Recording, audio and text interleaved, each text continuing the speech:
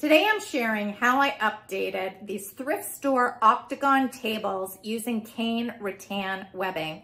Now I've been wanting to try this for quite some time and I am so happy I did. I can't wait to show you the end result. But if I can do it, you can do it. So just let me get set up and I'll be right back. Let's start. Here's the fun part.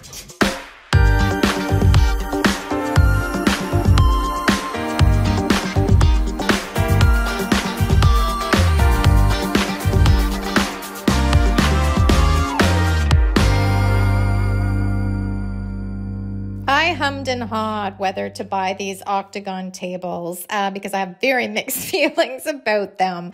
They're not the most popular shape these days, and honestly, I wasn't even sure what I was going to do with them, but I decided to challenge myself and see if I could update them.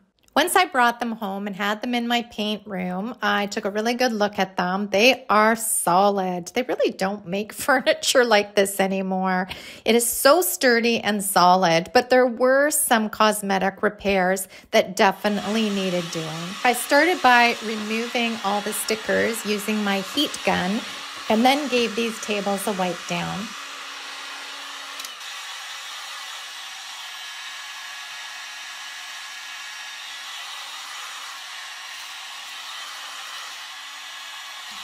Then I went ahead and I removed all the hardware off the two end tables. I must be getting older because I find sometimes having my furniture at a level where I don't have to bend over is much easier. I also find when working with old hinges and old screws on a piece like this, which I'm sure is from the 70s or 80s, sometimes the screws can be finicky to get out. So you just kind of have to be patient with them and take your time removing them.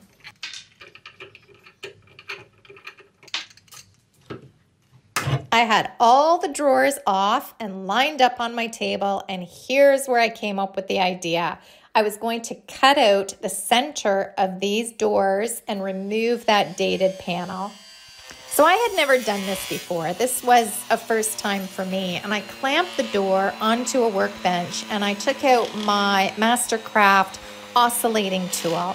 And what I did was I followed around the frame for a perfectly straight line, which, well, I thought it was going to be perfectly straight. It did need some finagling afterwards.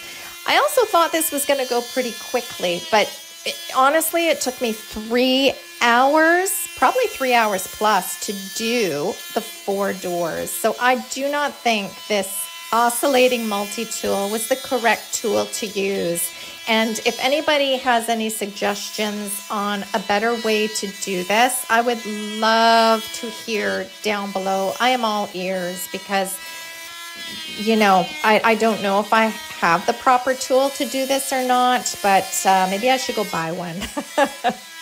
I just took my time with this and I just ran the tool back and forth, the blade back and forth along the frame until it finally cut through to the other side.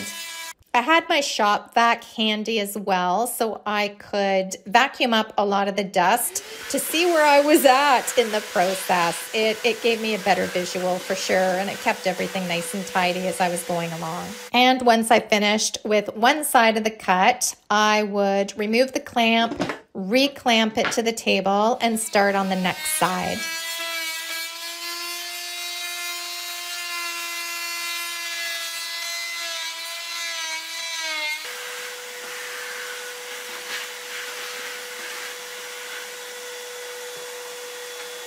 And this is probably why it took so long. On a couple of the doors, I thought it was completely cut through to the other side. But once I flipped it over, I could see that the blade had not gone all the way through. So I had to go back, re-clamp it, and redo it again.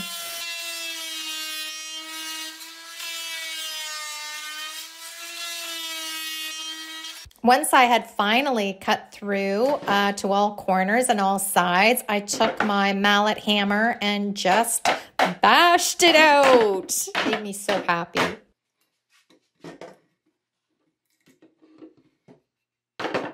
I went ahead and finished all 4 doors like this. And because the cuts weren't perfectly even, I didn't catch this on camera, but they did require a sanding and a little bit of filling afterwards as well. So there were touch-ups that were needed.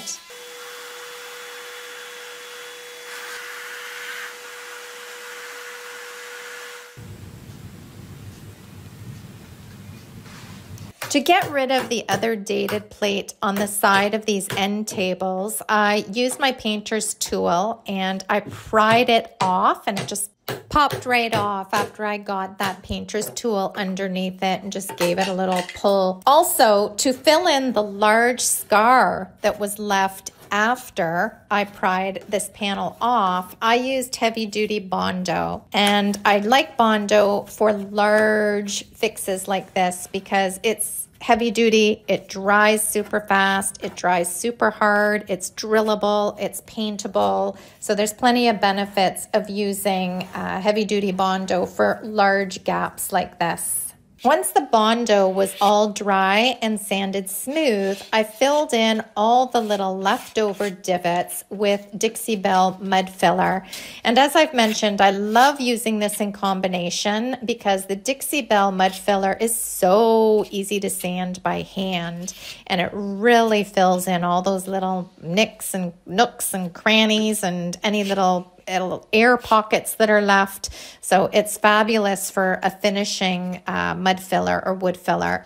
I sanded everything until it was perfectly smooth, and on a couple of spots I had to do this a few times because obviously you have to wait until the mud filler or the wood filler is all dry until you can sand it.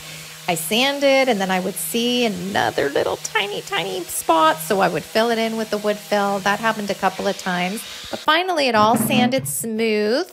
And this is including the damaged corner that I showed at the beginning of the video. And then I gave it 2 coats of primer, so it was perfectly smooth and ready for paint.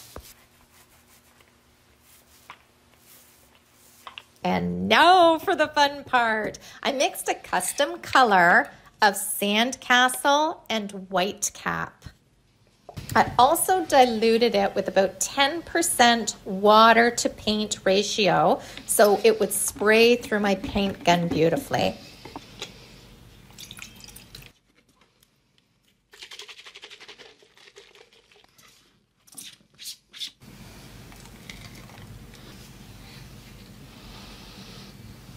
When shooting paint through my paint gun, I like to apply the first coat fairly thin. You don't want to go, it's better to go in with a few more thin coats than really try to spray it on thick the first coat or second coat, because if it's sprayed on too thick, you're going to get what's called orange peeling, where the paint is so thick that you're going to end up with little divots in your paint. It's not going to look smooth. So you really want to be careful to do thinner coats rather than one thick coat. And when painting the inside of furniture, using a spray gun is so much easier. You can just get right in there and spray it up and give it color very, very quickly.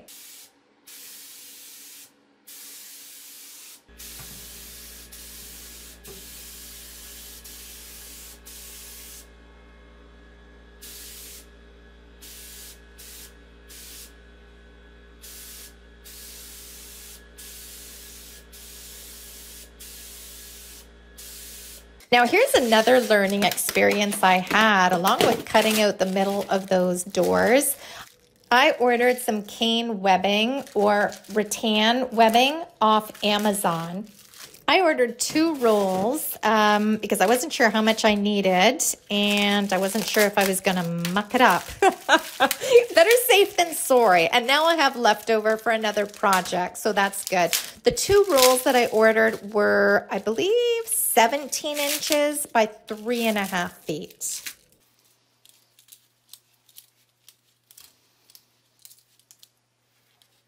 Once I removed the rattan roll out of the package, I rolled it out on my work table and I found that it was really stiff and difficult to work with. It's yeah, it's not easy. It's pretty darn stiff. So you're going to need a paint can, or I used a paint can on one end and I used clamps on the other to hold it down.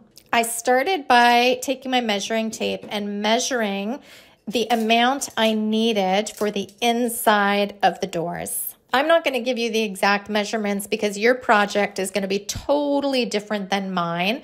But what I do suggest is whatever your measurement is, if you're new working with this cane webbing, probably add on an inch to each side, which is very generous. You could get away with half an inch, but I added on extra to all my sides. I went ahead and I measured the middle of my cane webbing and marked it off with a Sharpie. Then I went ahead and measured the length that I needed. Once I had all my measurements marked off with a Sharpie, I went in with a straight ruler and a rotary cutting tool, which actually worked awesome. It worked really, really well. And I went ahead and I cut all 4 pieces for the doors.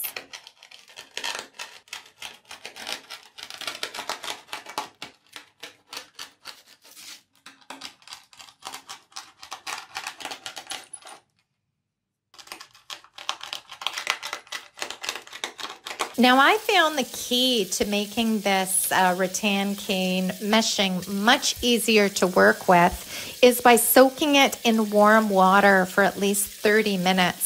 So once I had all my 4 panels cut out, I ended up putting it into my paint sink and giving it a good soak before I started installing it into the doors. And this made such a huge difference. I mean, it was like night and day. Once it was soaked and it had absorbed some moisture, it was much more flexible and pliable and so much easier to work with.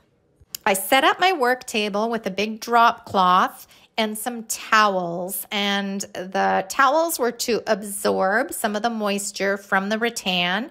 Drop cloth was so when I started installing, I would not ruin my paint job because it was a fresh paint job that I had just done. So I didn't want to do it on any sort of hard surface. Using a pneumatic staple gun, which I just love this thing. I can't tell you how many projects I've used this on. It is just fabulous. And if you have a compressor, I strongly suggest getting one of these. It makes life and DIY projects so much easier. However, if you have a manual staple gun, that will work just as well.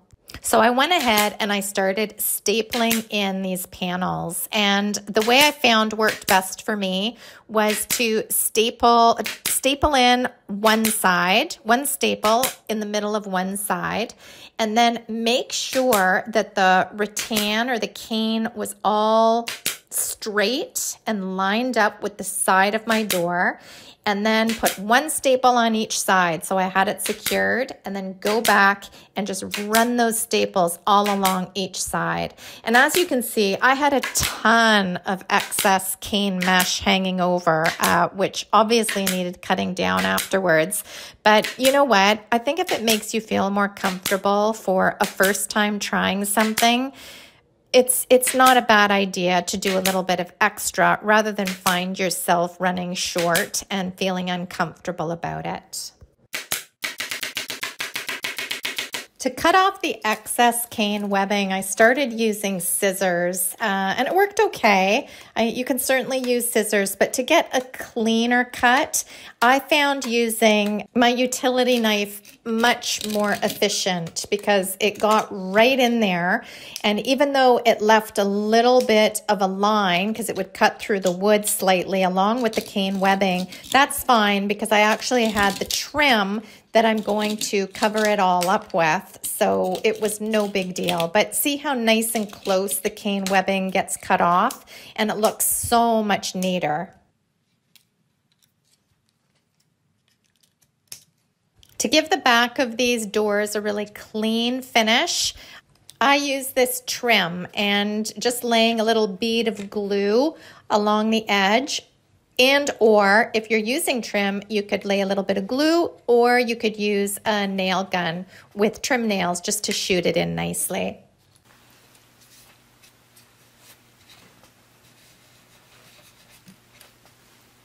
For the finishing touch, I took some Brasso and all the old hinges and I buffed them up really nicely. And this is super easy. If you've never used Brasso before, it's just a metal polisher and you just pour it onto whatever you want to clean, whatever sort of metal you want to clean. Take a brush or a cloth and it's kind of like rub on, rub off. You just keep on rubbing it until you see that it's all cleaned up. And then I just buffed it up with the towel. I reinstalled all the hinges. However, I did not reinstall the knobs because when I tested out a few of the knobs, because I had taken out the middle, when I put the knobs just on the frame portion, they looked like they were way too close together and it kind of took away from the modern look. So I think I'll be buying some magnetic hinges, which I do not have yet, but I'll be buying them and then they can just be magnet doors, which I think gives it a much cleaner look. And now I can't wait to share the reveal with you. So let's take a look at the before. And here's the after. I am so pleased with these tables, and probably more so because it was something new. I have never tried doing tables like this before, and like I said at the beginning of the video, I didn't even know that I wanted to try working on them. They weren't really attracting me at first, but I am so happy that I tried something different and I got to try the cane webbing in it because I'm tickled pink with the way they look. I can't wait to hear what you think. So please leave me a comment down below. Also feel free to like and subscribe to my channel. You can also find me over at salvagedinspirations.com where I have over 500 furniture painting tutorials teaching you how to make your furniture beautiful. Until next time, I hope you have a fabulous day and see you on the next project. Bye guys.